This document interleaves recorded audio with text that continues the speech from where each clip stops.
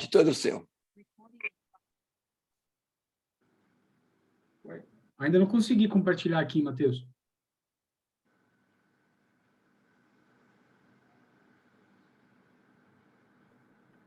Tenta de novo. Pronto, deu. Deu. Vocês estão vendo minha tela? Estamos, sim, está perfeito. Beleza. Hoje a aula é sobre as desordens da interface vitro-retiniana, né? E para introduzir esse tema, eu achei interessante falar um pouco do vítreo, né? Que é uma estrutura composta 98% de água e 2% de proteínas estruturais, das quais fazem parte o colágeno, tipo 2 principalmente, e o tipo 9, além do ácido hialurônico e algumas células, né? Macrófago, hialócitos e fibroblastos. É importante a gente saber a estrutura do vítreo e a anatomia também, a anatomia do córtex, né? A hialoide anterior, a base vítrea e a hialoide posterior. Porque conhecendo bem o vítreo, a gente vai ter uma ideia de onde que ocorrem as maiores adesões vitro-retinianas, né? E onde podem ocorrer algumas patologias. Aqui tem um corte histológico demonstrando a adesão na região do vaso. A gente sabe que a adesão é maior na base, no nervo, na mácula e nos vasos, né? Só que com a idade vai ocorrendo um fenômeno de síntese e de cinérese, na qual ocorre o vítreo fica liquefeito e começa a colapsar. E ocorre o descolamento do vítreo posterior.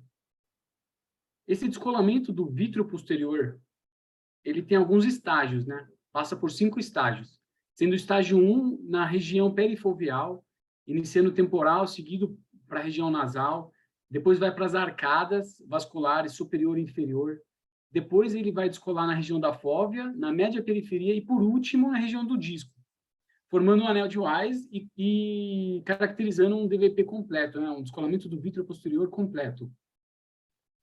E quando isso ocorre, pode ocorrer de uma forma normal, sem nenhuma doença associada, né? Só o paciente que às vezes queixando de moscas volantes, mas ele pode fazer um DVP anômalo também, levando algumas patologias e abrindo um espectro de doenças, né? Um espectro de doenças da interface vitro-retiniana. Quanto isso ocorre na mácula, dependendo de como vai ocorrer esse DVP, né, completo, se deixar alguma fibrose naquela região, algumas das células que compõem o vítreo, a gente pode ter a formação da membrana epirretiniana. Então, essa é a primeira doença que a gente está citando, que faz parte dessas desordens da interface vitro-retiniana. E pode provocar um pâncreas macular, né? Quando esse DVP ocorre de uma forma incompleta e persiste uma certa adesão na região da fóvea, na mácula, vai haver uma adesão vitreomacular, que pode ser focal ou difusa, a gente vai falar disso mais à frente, e pode fazer uma síndrome de tração vitreomacular. Essa seria a segunda doença que a gente está citando, que faz parte desse espectro dessas doenças, né? E esse síndrome de tração vitreomacular ainda pode levar ao buraco macular, né? Uma das evoluções das histórias naturais da síndrome de tração vitreomacular é resultar no buraco macular. Além disso, a adesão vitreomacular, quando a gente vê ela, a gente tem que pensar se esse paciente tem alguma outra doença concomitante, né? Como o edema macular diabético e a degeneração macular relacionada à idade. Porque, em algumas situações, essa adesão vitreomacular, que pode vir com alguma tração, pode comprometer o tratamento do paciente. A gente tem que estar ciente do status do vítreo naquela região. E algumas vezes ocorre uma separação das camadas da retina, caracterizando um buraco lamelar na região macular. Saindo um pouco da mácula, indo para a região do disco, quando ocorre um descolamento anômalo do vítreo na região do disco, a gente tem a tração vitreopapilar. E se vier associado a uma retinopatia diabética proliferativa, pode levar a uma hemorragia vítrea. Na região da base vítrea, que é a região mais aderida, podem surgir as rupturas periféricas, quando ocorre o descolamento anômalo, e levar a um descolamento de retina. Essas são as doenças que fazem parte do espectro, né, das desordens vitro-retinianas. Mas existem algumas outras, como a gente estava discutindo hoje no ambulatório, tem o pitch de papila, que também entra nesse espectro de doenças, mas que a gente não vai citar hoje. Além disso, hoje a gente não vai falar também do buraco macular, porque o buraco macular vai ser discutido daqui a 2 semanas, numa aula especificamente só de buraco macular. A gente só vai citar ele, tá? E para falar das desordens da interface vitro-retinana, eu vou trazer um artigo recente, né, que tenta organizar a nomenclatura, né? Então, o OCT, ele veio, e junto com ele veio alguns mais especificidade, assim, nos achados, né? E a gente precisou atualizar, né, a nomenclatura. Às vezes a gente chamava buraco lamelar. Biomicroscopicamente falando, buraco lamelar pode significar alguma coisa, né? Mas quando a gente olha no OCT, como que ele vai se apresentar, né? Como que a gente vai separar todas essas doenças, né? E para começar, eu vou falar da adesão vitreomacular. Essa adesão vitreomacular, como a gente pode ver aqui nessas figuras de OCT, ela pode se apresentar de forma focal, quando o vítreo está aderido numa área inferior a 1.500 micras. Ou pode ser uma adesão difusa, quando é aderido numa área acima de 1.500 micras. E pode vir isolado ou concomitante, né? Como a gente citou, a gente tem que sempre estar de olho no vítreo quando a gente está diagnosticando e tratando uma doença macular, com edema ou DMRI, edema macular. E no artigo, eles colocam essas 3 características como necessárias para a gente falar em adesão vitreomacular, né? A gente tem que ter uma evidência de descolamento do vítreo perifoveal, a gente tem que ter uma adesão do vítreo num raio de 3 milímetros da fóvea e tem que não haver alteração no contorno foveal. Então, tem que estar bem definido esse contorno foveal. E essa última característica aqui, a não alteração no contorno foveal, é que vai diferenciar a adesão vitreomacular da síndrome de tração vitreomacular.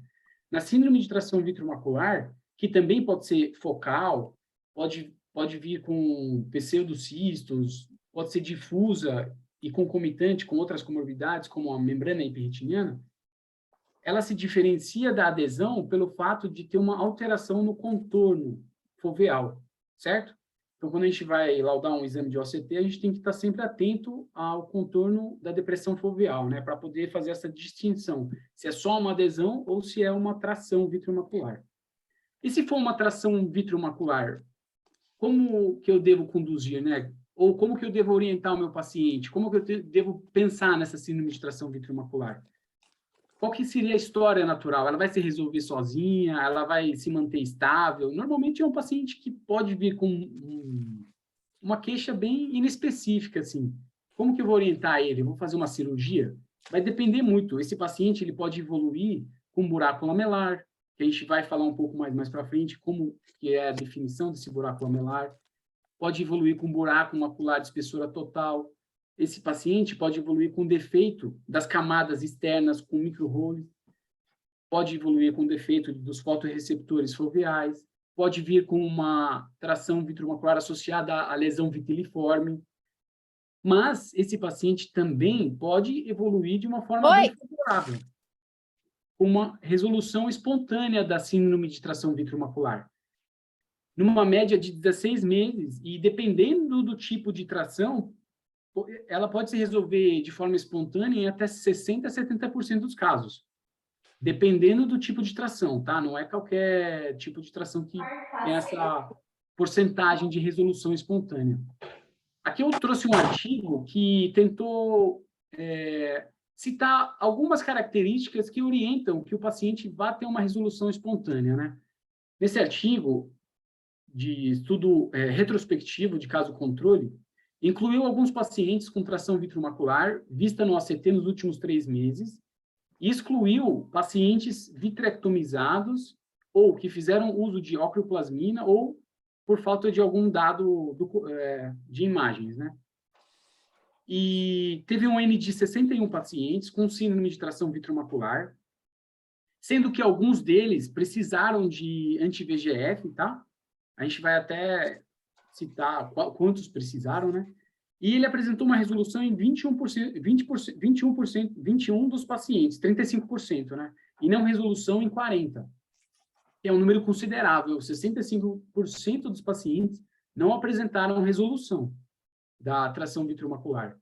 E quais eram as características desses pacientes, né? Aqui tem uma tabela que cita as características, tanto dos pacientes que apresentaram a resolução, quanto dos pacientes que não apresentaram resolução. Então, a gente tem paciente que não tinha nenhuma comorbidade associada, mas a gente teve paciente que teve DMRI associada, edema macular diabético, oclusão venosa. E desses pacientes, quais as características que orientaram para uma resolução espontânea, né? Pelo estudo, o que teve uma significância estatística foram pacientes que, anatomicamente, apresentavam alteração apenas na retina interna. Nesses pacientes, a chance de uma resolução espontânea é maior do que naqueles pacientes com alteração tanto na retina interna quanto na retina externa. O fato da adesão vitromacular ser focal ou ser difusa não apresentou clinicamente significativo, né? Então, o paciente ele não fez diferença. Às vezes a gente olha lá uma atração focal e pensa, essa aqui às vezes vai se resolver espontaneamente, né? Mas nesse trabalho não houve essa resposta, né? E aqueles pacientes que fizeram injeções intravítreas também apresentaram uma chance de resolução da atração vitromacular de forma espontânea, né? Maior.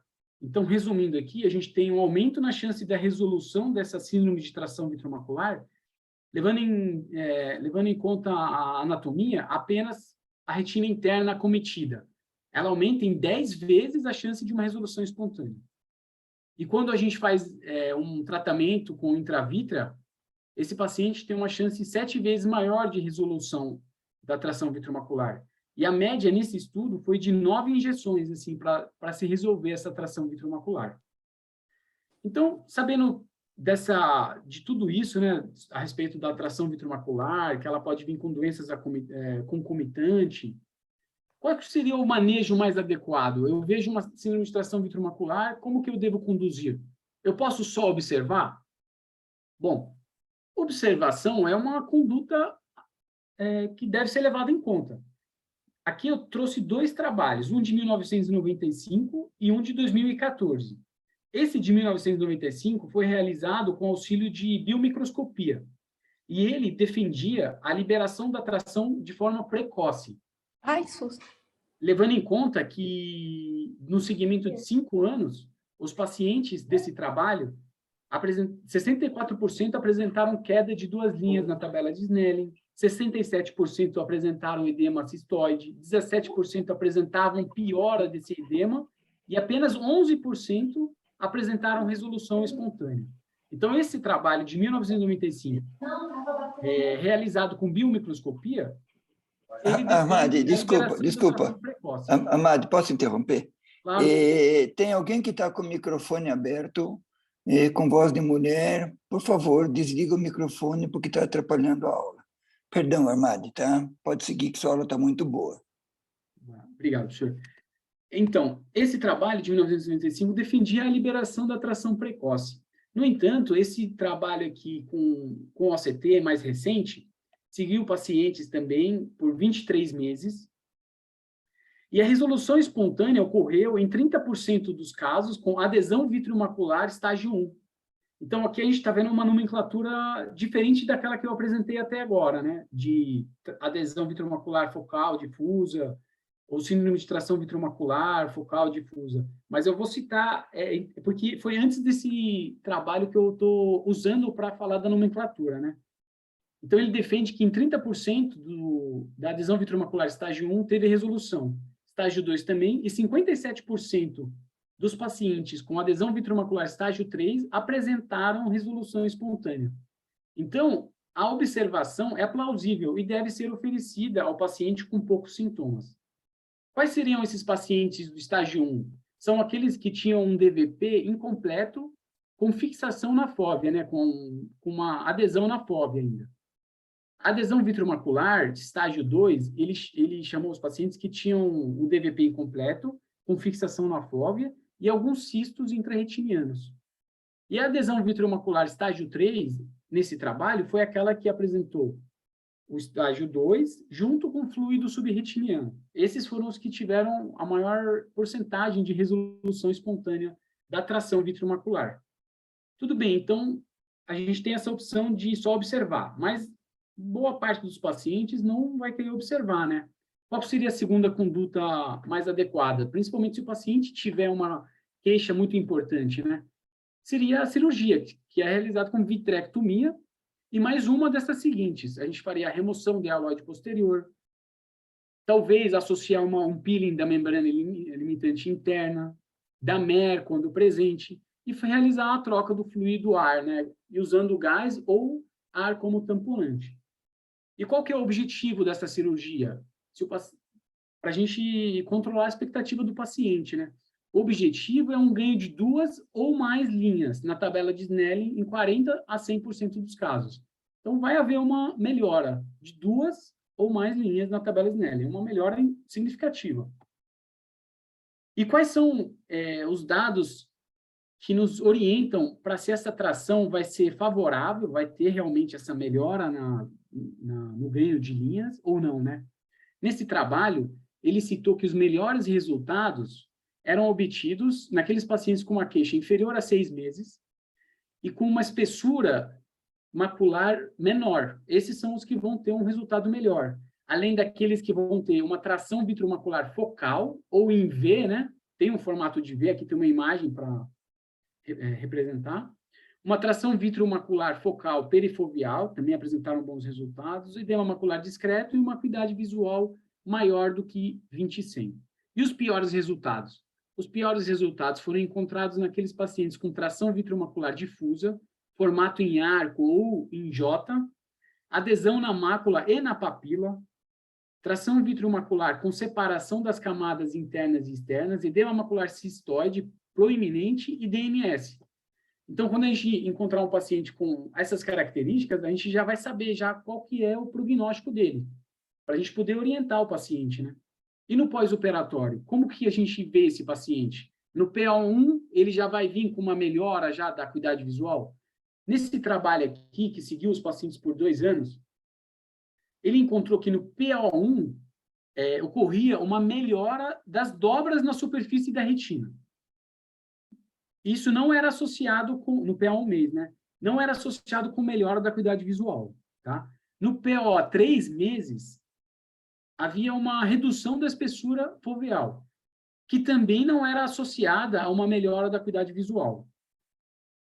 No entanto, no PO 12 meses, ocorreu uma reestruturação das camadas da retina, e essa sim era associada a uma melhora da acuidade visual. Então, o que a gente vai propor para o paciente a cirurgia, a gente já tem que deixar ele orientado que a melhora pode vir só depois de 12 meses de cirurgia. E além da observação ou da cirurgia, qual outra conduta que a gente tinha, né? Porque agora a gente não tem mais. Era a terapia medicamentosa, com vitriólise farmacológica. No caso, seria a ocrioplasmina, que é uma droga que atua no colágeno tipo 4 da membrana limitante interna. Esse era o alvo principal dessa droga, tá? E é uma droga que eu particularmente nunca usei, nunca vi ninguém usar também, mas que apresentou bons resultados. Nesse trabalho publicado no New England, ela teve, comparando com placebo, teve uma resolução da adesão vitreomacular em 26% dos casos, DVP total em 13% contra 3,7% no placebo. Inclusive, ela teve um resultado positivo para fechamento de buraco macular, em 40% dos casos contra 10% do placebo. Esse trabalho era de fase 3, né, o MIV-Trust, mas teve um outro que chama Orbit, que eu não vou citar aqui para não ficar mais extenso, que também era um estudo pós-aprovação, fase 4, e também apresentou resultados positivos para a droga. O nome dela é Jetria. Inclusive, ela foi aprovada pelo FDA para tração vitreomacular sintomática, e ela foi aprovada pela Agência Europeia, né, para tração vitreomacular e para buraco macular espessura total inferior a 400 micras. Mas a produção da droga foi descontinuada. Parece que o custo era muito alto, custava mais de $3.500 e acabou não dando certo, né, a comercialização dessa droga. Então, aqui a gente já falou de adesão vitreomacular, já falou de tração vitreomacular, da história natural e dos possíveis tratamentos, né, dessa tração vitromacular. E agora eu vou falar de buraco macular de espessura total, só para citar o que o artigo trouxe para a gente, tá? O artigo, ele traz que o buraco macular de espessura total, quais seriam os fatores de riscos, a idade, né, principalmente, miopia, sexo feminino, na maioria das vezes a unilateral. E ele cita que há uma separação das camadas da retina total, desde a membrana limitante interna até o EPR, e a medição desse buraco tem que ocorrer no ponto mais estreito, né, com uma largura linear com a medida horizontal no ponto mais estreito. Então, tem que ser o mais estreito. Ele separa em pequeno, médio e grande. Pequeno, inferior a 250 micras. Médio, maior a 250 micras ou inferior ou igual a 400. E grande, maior do que 400 micras. Existem outras infinitas classificações, tá? E o que ele traz, além do tamanho do buraco, ele traz se esse buraco vai vir ou não associado a uma tração vitromacular. E a causa dele, se é primário ou secundário. E não dá para falar de buraco macular sem falar da classificação de Guess, né? O Guess, ele citava o buraco macular como estágio 1, 1A, 1B, estágio 2, estágio 3, estágio 4. 1A, quando é um buraco iminente, né? 1A seria um ponto amarelado, 1B, um anel amarelado. O estágio 2, Guess citava que é um buraco inferior a 400 micras, sem DVP, sem descolamento do vítreo posterior. Estágio 3, maior do que 400 micras, sem o descolamento do vítreo posterior. Estágio 4 seria maior do que 400 micras, com o descolamento do vítreo posterior. De buraco macular, é só isso que eu vou falar hoje. A gente vai ter daqui a 2 semanas uma aula só sobre isso, tá bom? Sobre os vários tipos de tratamentos, né? Se faz só o peeling, se faz o peeling invertido e tudo mais. E outro conceito que o artigo trouxe foi do buraco lamelar. No buraco lamelar, ele definiu como um contorno foveal irregular. Tem que ter esses 3 critérios, tá? Para a gente falar que é um buraco lamelar. Um contorno foveal irregular ou defeito nas camadas da retina interna, como a gente pode ver nessa imagem aqui. Afinamento na base da fóvea. Tem mais alguns exemplos aqui de buraco lamelar. Afinamento na base da fóvea. Ausência de defeito de espessura total. Claro, se tiver o defeito de espessura total, já não é mais lamelar, é de espessura total, né? E 80% dos casos, a 100, vem associada a uma membrana epirretiniana. E ocorre uma separação aqui no buraco lamelar da plexiforme externa e da nuclear externa, tá? Além do buraco lamelar, a gente tem o buraco lamelar associado a um conteúdo, um material, né, homogêneo de refletividade moderada, que pode vir acima dele. E 1/3 dos casos de buraco lamelar vem associado a essa proliferação epirretiniana, né? Essa proliferação de células gliais da retina interna, ela não promove contração, tá? E, por último, eu gostaria de citar o buraco, igual o artigo também trouxe para a gente, o pseudoburaco macular. O pseudoburaco macular é aquele que, na fundoscopia, vai se apresentar como um buraco macular, e quando a gente vai fazer a tomografia, né, o OCT, a gente vê que a gente não tem um buraco macular, né? A gente tem uma membrana epirretiniana, isso em 100% dos casos, e essa membrana epirretiniana promove uma contração centrípeta, tá? E a diferença do buraco lamelar para o pseudoburaco é que no buraco lamelar a gente tem ausência de tecido... A diferença para o buraco lamelar é a ausência de perda de tecido foveal. Então, o pseudoburaco, ele não tem perda de tecido foveal, enquanto no buraco lamelar a gente tem. Uma forma de diferenciar, né, o buraco lamelar do pseudoburaco é realizando uma autofluorescência. No buraco lamelar, a gente vai ter uma hiperautofluorescência, devido a uma perda de tecido foveal, enquanto que no pseudoburaco, né, a gente não tem essa hiperautofluorescência. E agora, para finalizar, o último tema que a gente vai falar hoje é a membrana epirretiniana. E para falar da membrana epirretiniana, eu trouxe esse artigo aqui, que traz alguns insights da membrana epirretiniana, né? A membrana epirretiniana, ela é uma proliferação fibrocelular na superfície interna da retina. Quando ocorre o DVP com uma vitreoesquise, né? Então, a gente pode ter alguns resíduos vítreos que vão se depositar na superfície interna da retina, principalmente hialócitos, né? Que são aquelas células do vítreo. E esses hialócitos, eles vão formar essa membrana epirretiniana. Ela tem uma prevalência que varia de 2% a 28%, pode ser idiopática, primária, né? Ou secundária. Secundária, alveites, doenças inflamatórias, cirurgias intraoculares, descolame de retina, entre outros, tá? E ela aparece em pacientes acima de 50 anos, em 2%, e acima de 70 anos, em 20%. E tem uma apresentação igual, tanto no sexo feminino quanto no sexo masculino, sendo que em 10 a 20% é bilateral e assimétrica. A maioria das doenças que a gente citou aqui hoje é doença de pessoas idosas, tá? Porque é o idoso que vai ter o descolamento do vítreo posterior e vai ter a predisposição a ter um descolamento de vítreo posterior anômalo, né?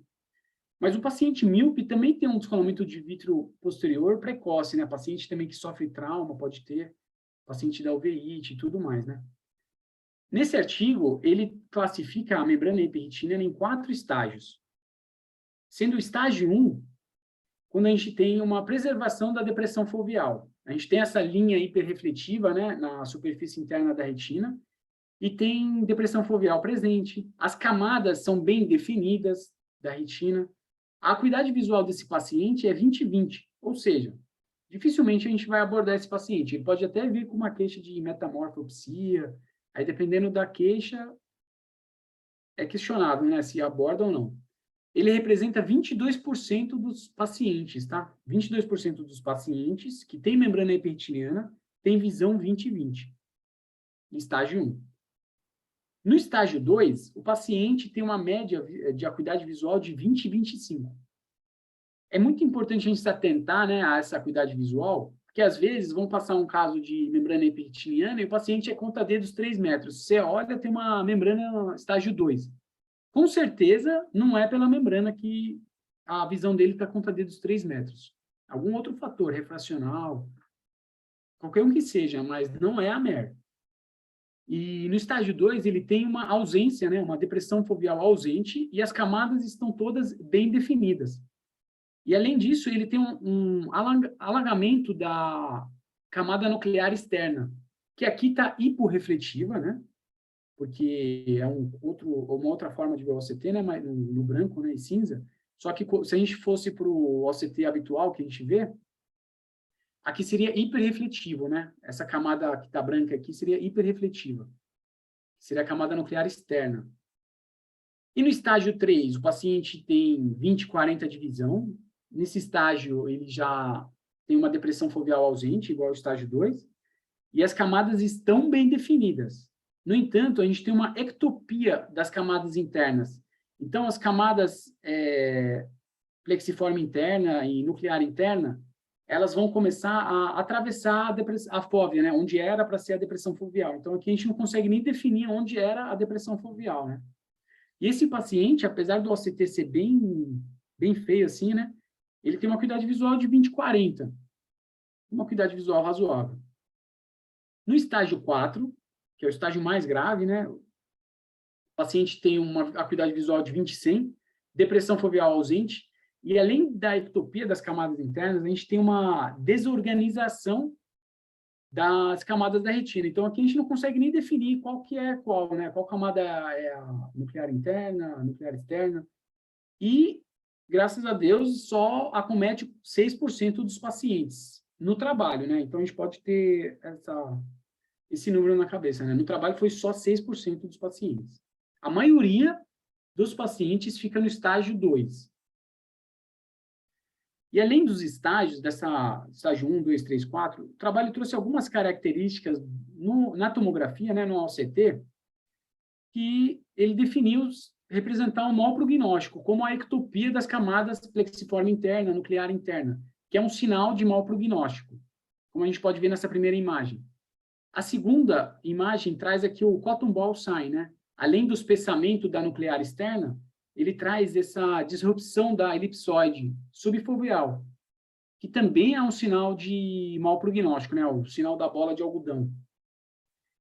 E, além disso, a gente tem também os cistos intrarretinianos, que também é um sinal de mau prognóstico.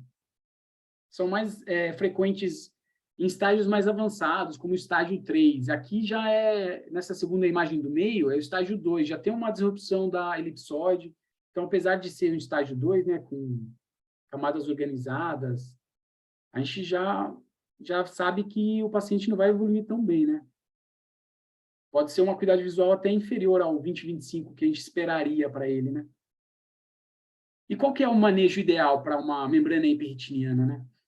No trabalho, ele cita que 82% dos pacientes, quando diagnosticados num estágio, no segmento, eles não apresentavam uma evolução para os estágios mais avançados. Então, por exemplo, chega um paciente com poucas queixas no estágio 2. E aí opta por não fazer a cirurgia. Quando ele voltar daqui a 6 meses, é muito provável que ele esteja no estágio 2. Se ele não progredir, né? Porque tem um período de progressão e depois estabiliza. Se ele estiver no estágio 2 daqui a 6 meses, muito provavelmente esse paciente não vai evoluir mais. Então, observar esse paciente é uma conduta razoável, sim, é possível, né? E quando a gente opta por abordar esse paciente, como que a gente vai abordar ele? A gente vai fazer a vitrectomia. Junto com a vitrectomia, vamos fazer o peeling da membrana limitante interna, além do peeling da MER, né? Claro. Então, muito se defende que tem que fazer o peeling da membrana limitante interna para evitar recidiva, né? E aqui eu trouxe 2 trabalhos, né? Um de 2017 e um de 2021. Nesse de 2017, eles defendem que o peeling da membrana limitante interna reduz a incidência de recorrências da membrana, da membrana hiperretiniana. Já nesse outro, ele fala que não foi significativamente, não fez diferença fazer o peeling da membrana limitante interna para evitar a recidiva da membrana hiperretiniana idiopática. São 2 artigos interessantes que acho que vale a pena a leitura. E era só isso. Muito obrigado.